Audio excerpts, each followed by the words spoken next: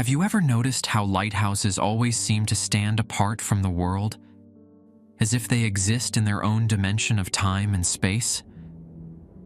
I've been a lighthouse keeper for 20 years now, and I can tell you with certainty, there's something about these towers that draws more than just ships to their light. I'm writing this account not to warn you, but to confess what happened during my final days at Oranse Lighthouse. Maybe then you'll understand why Scotland's last manually operated lighthouse now stands abandoned, its beam forever dark against the northern sky. The path to Oranse Lighthouse was treacherous even in the daylight. The narrow trail snaked along the jagged cliffs, with loose stones skittering down into the dark waves below. The lighthouse loomed ahead, its once bright red and white stripes faded to a pale pink and dull gray, battered by decades of salt and wind. Its beam sliced through the mist in rhythmic sweeps, a steady reminder of its purpose: to guide lost ships to safety, or to warn them away from destruction. My boots crunched on the gravel as I approached, each step bringing me closer to what would become my home for the foreseeable future. The Maritime Board had been surprisingly eager to fill this position, despite the remote location and the mysterious departure of the previous keeper.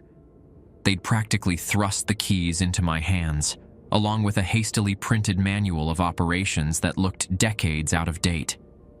The front door creaked as I pushed it open, revealing the cramped entryway. The air was damp and smelled faintly of seaweed, rust, and something sharper, like copper. An old oilskin coat hung by the door, stiff with age and still damp to the touch. A pair of muddy boots sat beneath it, far too large to be mine. Something about their positioning made them look as if their owner had simply vanished while wearing them, leaving them behind like an abandoned shell. Inside, the lighthouse was a monument to isolation. The narrow spiral staircase wound upward, each step groaning under my weight, as if protesting this intrusion into its solitude. Water stains marked the walls in strange patterns that seemed to shift when viewed from different angles. The keeper's office, a small room on the second floor, was cluttered with remnants of the past. A brass telescope with cracked lenses, nautical charts yellowed with age, and a dusty barometer that still ticked faintly, though its needle never moved. It was there, beneath the desk, that I discovered the rules. The etchings were crude, jagged as though carved in desperation. The wood splintered around each letter, as if the writer had used something other than a proper tool. My fingers traced the words, their meaning sinking in like cold water. The rules. Rule 1. Never leave the lighthouse after sunset. Rule 2. If the foghorn blows more than 3 times, do not look out the windows. Rule 3. Always clean the lantern glass before dusk. Any smudge could let them in. Rule 4. If you hear knocking on the door after midnight, do not answer. No one will come this far at that hour. Rule 5. Once a month, leave an offering of fresh bread and milk on the cliff's edge at sunrise. Do not look back while walking away. Rule 6. If the light goes out between 3 a.m. and 3:15 a.m., stay absolutely still until it comes back on. Rule 7. Never touch the old logbook in the drawer under the desk. Rule 8. If you hear your own voice calling to you from outside, do not respond. It is not you. I stared at the carvings, the words pressing heavily into my mind. It must have been a joke, some sick prank by the previous keeper. But the raw edges of the letters, the deep gouges in the wood, it didn't feel like a joke. Some of the grooves still held traces of what looked like rust, but the coppery smell that rose from them made me think of something else entirely. The unease followed me as I climbed to the lantern room.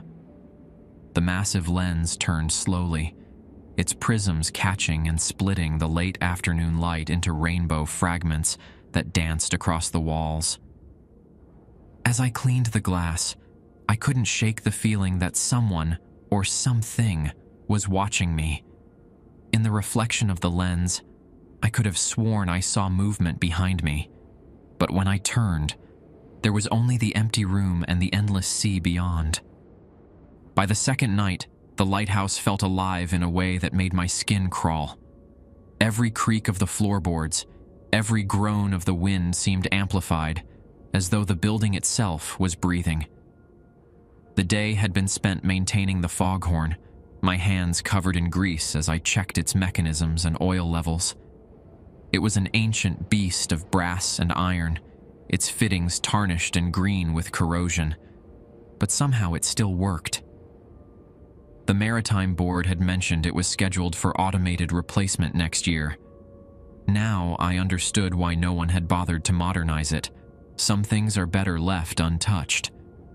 I'd established a routine, checking the weather instruments, recording readings in the new logbook, not the old one, never the old one, and watching the horizon for approaching vessels. The isolation was beginning to sink in. My phone had no signal here, and the satellite internet was temperamental at best. The only constant companion was the rhythmic sweep of the light above and the distant crash of waves below. That night, the fog rolled in thick and fast, consuming the cliffs and sea until the world outside became a blank canvas of gray. I was in the office reviewing maintenance schedules when the foghorn blared its first warning, its mournful call reverberating through the lighthouse's bones. Once. The sound shook dust from the rafters. Twice. My coffee cup rattled against its saucer. 3 times. Normal procedure. Warning ships of the treacherous rocks below. I relaxed, reaching for my lukewarm coffee. But then came the 4th blast. The sound was wrong, longer, shriller, as though the foghorn itself were screaming in terror. My hand froze halfway to my cup, the rules burning in my mind. If the foghorn blows more than 3 times, do not look out the windows. My instincts fought with my curiosity. The rational part of my brain said there must be a mechanical fault, something I'd missed during maintenance. But something deeper, more primal, whispered that looking outside would be the last mistake I'd ever make. The stillness between blasts was absolute. No wind, no waves. Even the usual creaks of the lighthouse had fallen silent, as if the building itself was holding its breath. The 5th blast shattered the quiet like a hammer through glass. I turned toward the window, my body moving before my mind could stop it. Through the thick fog, shapes moved, tall, spindly figures that seemed to ripple like waves.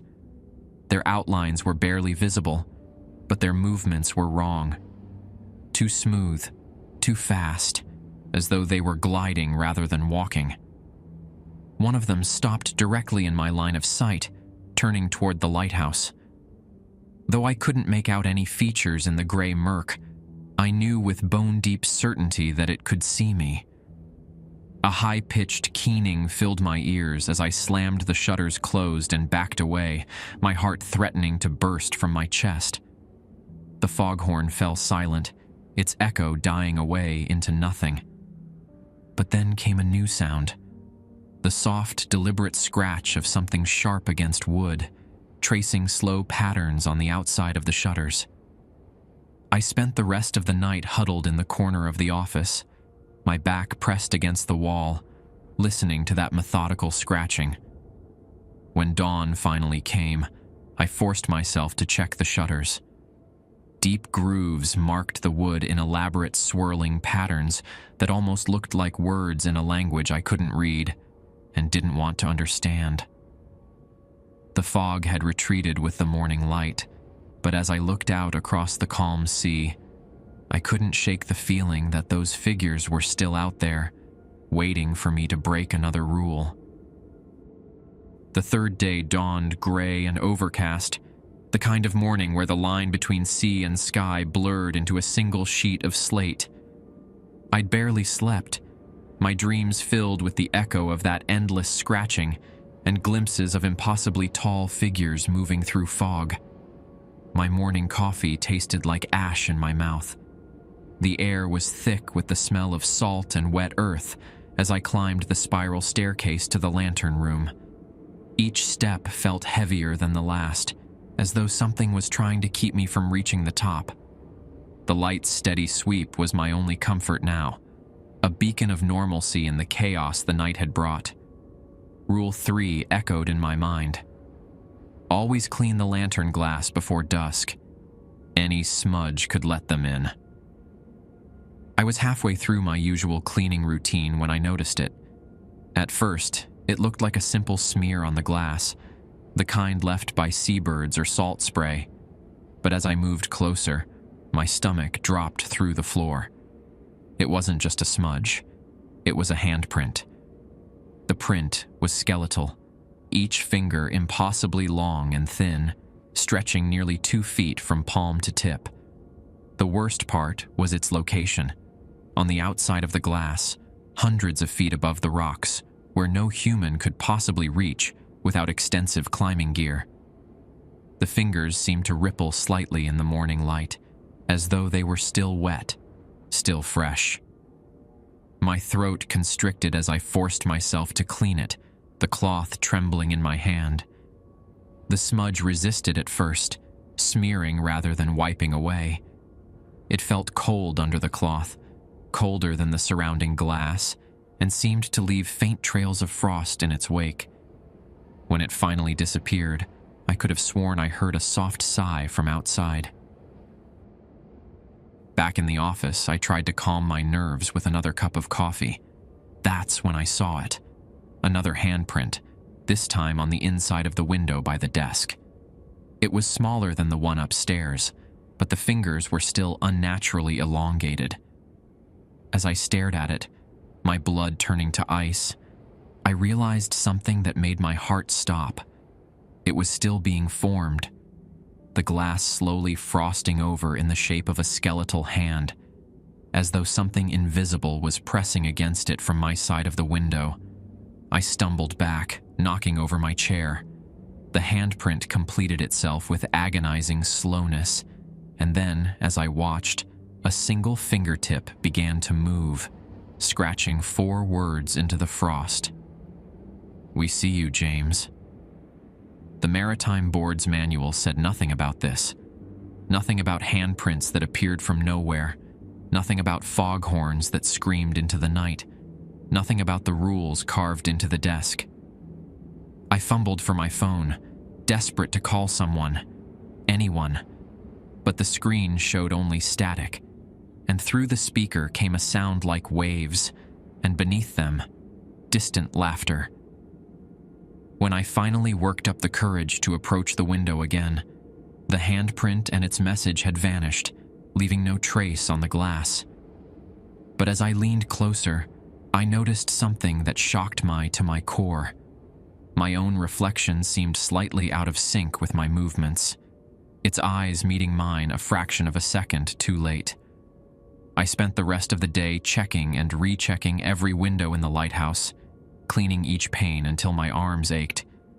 But I couldn't shake the feeling that with each smudge I removed, I was somehow giving them exactly what they wanted. Another clean surface to reach through, another clear path into my world. The wind picked up as evening approached, battering the lighthouse with gusts that made the walls shudder and moan. I sat at the desk, pretending to focus on the maintenance logs while my mind wandered back to the handprints, the figures in the fog, the rules that seemed more like prayers against the darkness than regulations. My dinner sat untouched beside me, a sad affair of canned beans and stale bread. The isolation was starting to wear on me. 4 days since I'd spoken to another human being. 4 days of nothing but the wind, the waves, and the increasingly unsettling sounds that echoed through the lighthouse's hollow spaces. I glanced at my watch. 11:58 p.m. The rules had made me obsessive about time. In a place like this, minutes could mean the difference between safety and whatever fate had befallen the previous keeper. Then it started. The sound was so clear, so deliberate, that for a moment I thought I'd imagined it. 3 perfect knocks, evenly spaced, as though someone was keeping time. I checked my watch again. 12:01 a.m. My heart rate spiked. The rules screamed in my mind. If you hear knocking on the door after midnight, do not answer. No one will come this far at that hour. The same pattern, but louder now. I stared at the office door, watching the old iron latch rattle slightly with each impact. The wind had died completely, leaving an unnatural stillness in its wake. The absence of its howl made the knocking seem even louder, more insistent. Then came the voice, a low, rasping whisper that barely rose above the silence, yet somehow filled the entire room. "James, let me in." I backed away from the door, my chest so tight I could barely breathe. That voice, I knew it. It was impossible, but I knew it. It belonged to my brother Michael, who had disappeared off the coast of Norway 2 years ago. His body had never been found. "James, please. I'm so cold out here. Just let me in." My brother's voice, exactly as I remembered it, down to the slight catch in his throat when he was upset. But Michael was gone. I'd identified his personal effects when they washed ashore: his wallet, his watch, his wedding ring. "Jimmy," the nickname he'd used since we were kids. "Jimmy, why won't you help me?" Something scratched at the door, a slow, dragging sound like fingernails on wood. The latch began to turn, metal grinding against metal with excruciating slowness. I watched, paralyzed, as it lifted a fraction of an inch, then stopped. The silence that followed was absolute. No breathing from the other side of the door, no footsteps retreating. Nothing. Just the weight of something waiting. I don't know how long I stood there, muscles cramped from tension, watching that latch. Hours, maybe. The first hint of dawn was touching the horizon when I finally found the courage to approach the door. There were new marks on the wood, deep grooves that spelled out words in my brother's handwriting. "I'm still drowning, Jimmy. Every day, I'm still drowning." Below the words was a perfect impression of his hand, the same hand I'd shaken at the dock the morning he left for his last voyage. But the fingers were wrong, stretched and distorted, like those in the handprints on the glass. I spent the rest of the night researching the lighthouse's history on my failing laptop. In the past century, 17 ships had wrecked on the rocks below. In each case, survivors reported seeing lights on the cliffs, hearing familiar voices calling them toward the rocks. The lighthouse's beam, they said, had seemed to guide them straight into disaster. The dawn came reluctantly, as if the sun itself was hesitant to illuminate what lurked in the darkness. The sky was streaked with ash-gray clouds, and a pale, watery light barely pierced the horizon. My hands shook as I checked my calendar. It was the 1st of the month. The rule echoed in my mind. Once a month, leave an offering of fresh bread and milk on the cliff's edge at sunrise. Do not look back while walking away. I hadn't slept after the night's events. The memory of Michael's voice, the scratches in his handwriting, they'd kept me awake, huddled in the corner of the office with my back against the wall. But rules were rules, and something told me breaking this one would be worse than facing whatever waited outside. The unease from the previous night lingered as I prepared the offering in the lighthouse's small kitchen. The bread was from my meager supplies, slightly stale but serviceable. I'd found the tin pitcher in a cupboard, its surface dulled with age but still intact. The milk inside caught what little light filtered through the window, its surface gleaming faintly like mother of pearl. As I gathered the items, I noticed something odd about the pitcher. Tiny engravings around its rim that looked like waves, But as I looked closer, I realized they were actually hundreds of miniature faces, mouths open in silent screams. The path to the cliff's edge seemed longer than usual. The mist clung to my legs like a living thing, curling around my ankles and seeping through my clothes. It carried the scent of salt and decay, and something else. A sweet, cloying smell that reminded me of the flowers at Michael's memorial service. Each step was more precarious than the last. The rocks were slick with morning dew, and the mist made it impossible to see more than a few feet ahead. The crashing waves below were muffled, as though the fog itself was swallowing the sound. As I reached the cliff's edge, the wind died suddenly, and the air grew heavy and thick. The sea stretched endlessly before me, a flat expanse of gray-green water that seemed unnaturally still. No waves, no movement, just a vast mirror reflecting the colorless sky above.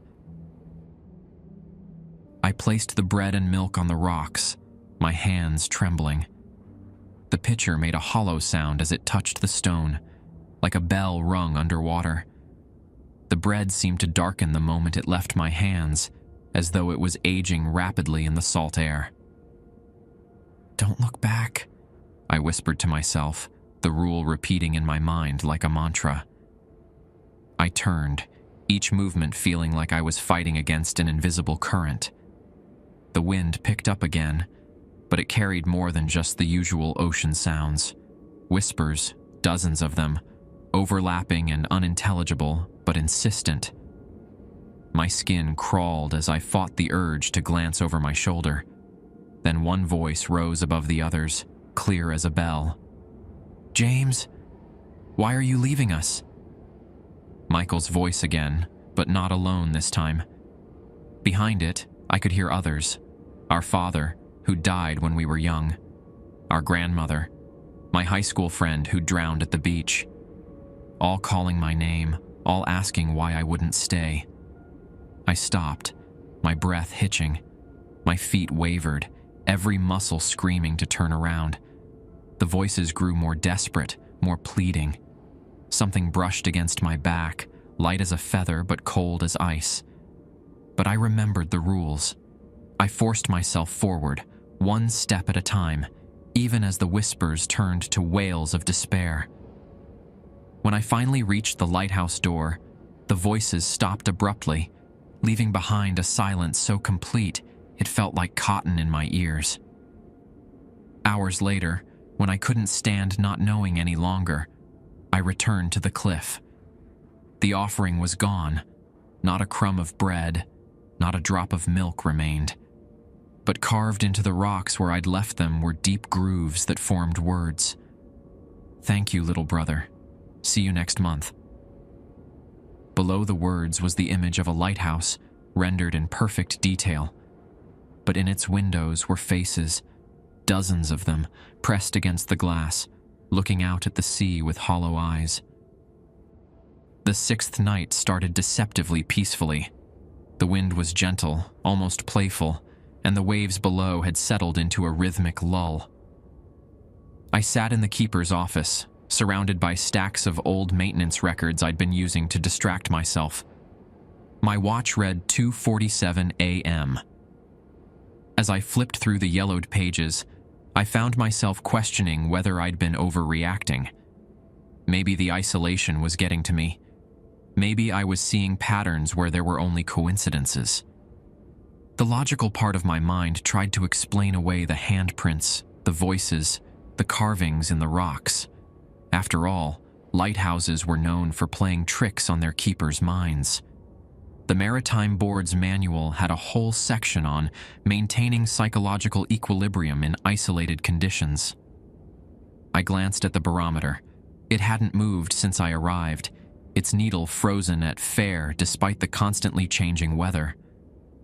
But as I watched, the needle twitched slightly, then began to drop rapidly. The glass face frosted over, despite the warmth of the room. Then, at precisely 3:05 a.m., the light went out. The sudden darkness was absolute, crushing. The familiar hum of the machinery died, leaving a silence so complete I could hear my own heartbeat. The rules flashed in my mind.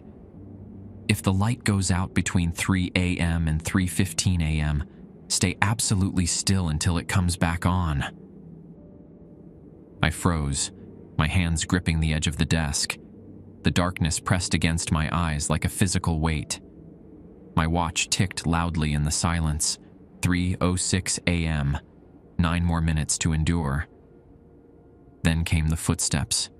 They started at the bottom of the tower, soft and deliberate. Not the heavy boots of a maintenance worker or the hurried steps of someone coming to help. These were slow, measured, almost delicate. Each step was followed by a slight dragging sound, like something being pulled across the metal stairs. 3 a.m. The footsteps reached the first landing. The temperature plummeted. My breath came out in visible puffs, and frost began forming on the desk under my fingers. The windows rattled slightly, though there was no wind. 3:10 a.m., second landing. The dragging sound was louder now, accompanied by a wet sliding noise that made my stomach turn. The darkness seemed to thicken, if that was possible.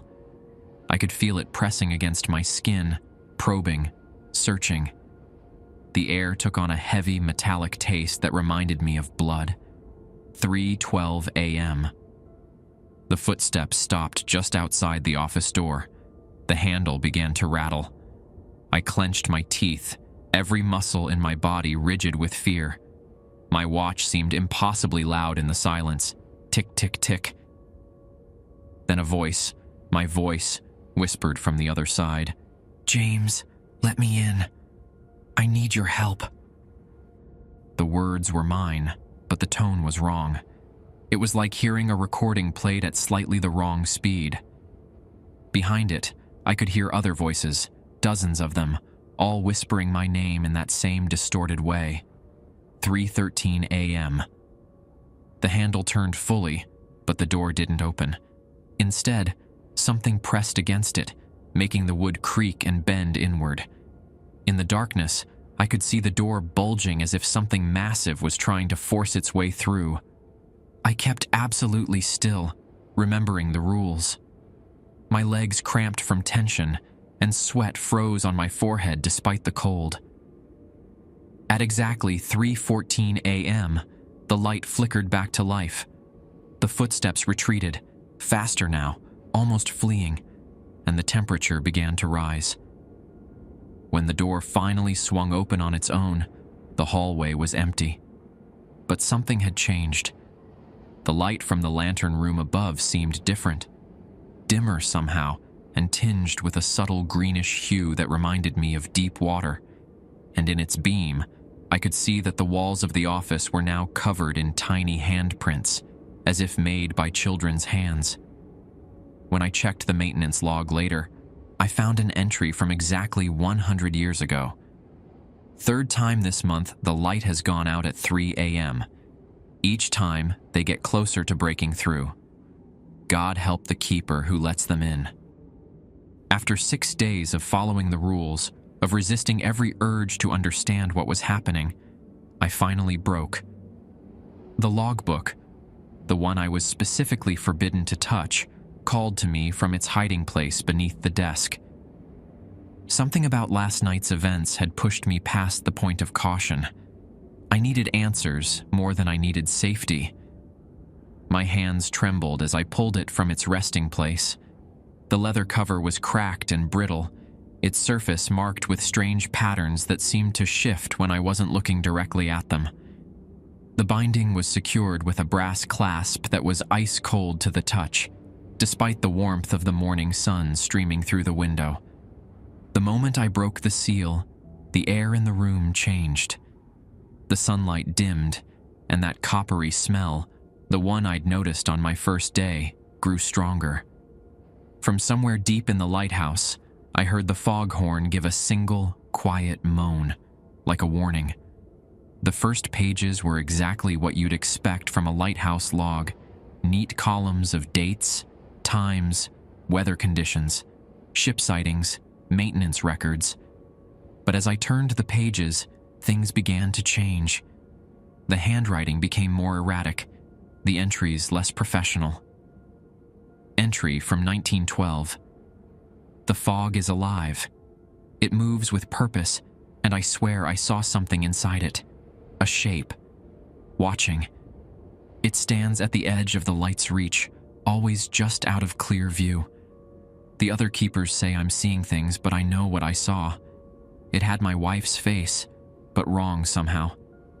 She's been dead for 3 years. The ink on this entry was brown and flaking, and the paper felt damper than it should. Entry from 1943. The knocking started again last night. It was louder this time, more insistent. They're using new voices now, the men from the fishing boat that went down last week. I can hear them drowning, over and over, begging me to let them in. I fear I won't last much longer. The rules are the only thing keeping them out, but my resolve is weakening. Sometimes I think I see my own face in the crowd outside. This entry was written in what looked like green-black seaweed ink, the words slightly raised on the page. Entry from 1977. I broke the rule. I looked back at the offering. It saw me. It knows my name now. They all know my name. They're in the mirrors, in the windows, in every reflection, always smiling, always waving, always drowning. The light doesn't keep them out anymore. It draws them in. We were wrong about its purpose. So wrong. The writing here was shaky, desperate. The pages were stained with what looked like salt water, and small handprints marked the margins. But it was the final entry that made my blood freeze. To the next keeper, the light isn't for the ships. It's for them. If it goes out, they'll come, and they will take you. Like they took us. All of us. Every keeper before you. We're still here, you see. Still watching. Still keeping the light. But not for the ships. Never for the ships. P.S. You should have followed the rules, James. Now you've read this, you're one of us. Or you will be. When the light goes out. The entry was dated tomorrow. As I stared at the impossible date, I noticed something else. My own reflection in the brass fittings of the logbook. But my face was all wrong. My eyes were dark pools of seawater, and my smile was too wide, filled with things that looked like fish bones. The foghorn blew in the distance, once, twice, 3 times. I slammed the book shut, but I could still feel it pulsing in my hands, like a living heart. And somewhere, far below, I heard the first footstep on the spiral staircase. The final night began like the ending of a nightmare, except I couldn't wake up. The foghorn blared its warning across the dark waters, once, twice, 3 times. I held my breath, clutching the cursed logbook to my chest, knowing what would come next. The 4th blast came, longer, louder, more guttural than ever before. It didn't sound like machinery anymore. It sounded like the lighthouse itself was screaming. I ran up the spiral staircase toward the lantern room, my flashlight beam dancing wildly across the walls. The steps felt wrong under my feet, softer somehow, as if the metal had become organic, pulsing with each step. Water trickled down the walls, but it moved upward instead of down, defying gravity. When I reached the lantern room, my heart nearly stopped. The glass was smeared with handprints, hundreds of them, overlapping and writhing as though they were alive. They weren't just pressed against the glass. They were moving, shifting, fingers elongating and contracting like sea anemones. I recognized some of them. The delicate fingers of my grandmother, the scarred palm of my father, the small hands of the children from the fishing boat that sank in '98. The knocking started again, but this time it came from everywhere, every door, Every window, every surface of the lighthouse resonated with that rhythmic pounding. It was frantic, desperate, deafening. The very air seemed to vibrate with the force of it. I tried to barricade myself in the lantern room, dragging the old maintenance chest against the door. The logbook pulsed in my hands like a living heart, its pages fluttering open by themselves, revealing new entries written in script that dripped and moved across the page. Welcome home, James. You're almost one of us now. The light is fading, brother. The massive lens began to rotate faster than it should, its beam cutting through the darkness like a blade. But with each sweep, the light grew dimmer, and the darkness between beams grew longer. In those moments of blackness, I saw them, shapes moving in the glass, pressing through like bodies under thin ice. The shadows in the room began to move, pooling together into a single towering figure. It was like looking at a hole in the world, a space where reality simply stopped. But its voice, God, its voice was unmistakable. You've broken the rules, James. It's time to join us. Michael's voice, but not just his. Behind it were hundreds of others, all speaking in unison, all calling my name. I backed away, my heart hammering so hard I thought it would burst. The figure reached out with fingers like twisted coral, brushing the edge of the great lens. Where it touched, the glass frosted over instantly, patterns of ice spreading like fractured webs. The light flickered once, twice, and went out. In that last moment of darkness, I saw my reflection in the glass. But it wasn't me anymore. The face staring back had eyes like the depths of the ocean, a mouth full of coral and seaweed, skin that rippled like the surface of dark water. It smiled at me with my brother's smile, reached for me with hands that had written in that logbook for over 100 years. The light was never for the ships, it whispered in 1,000 voices. It was to keep us in. When the Maritime Board finally investigated 2 weeks later, they found the lighthouse empty. The logbook was gone, the lantern glass shattered. Deep, claw-like gouges marked every wall, spelling out words in dozens of different hands. Home at last. The lighthouse remains dark now, deemed too dangerous for automated conversion.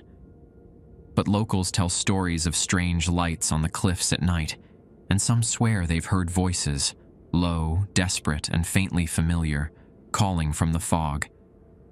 They say if you listen carefully on quiet nights, you can hear someone calling out across the water, "James, let me in." But it's not just one voice anymore. It's hundreds, all speaking together, all keeping their eternal watch over the dark waters of Oronce Light. And sometimes, on the darkest nights, ships report seeing a figure in the lighthouse window. A keeper, they say, still maintaining his post. But those who look too long notice something strange about his movements, something fluid and wrong, like a man moving underwater. They say he waves to passing ships, inviting them closer to shore.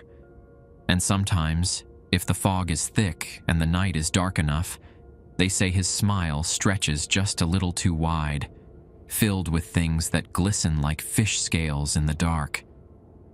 After all, there must always be a keeper at Oronce Light. The rules demand it. And we all follow the rules here, don't we, James?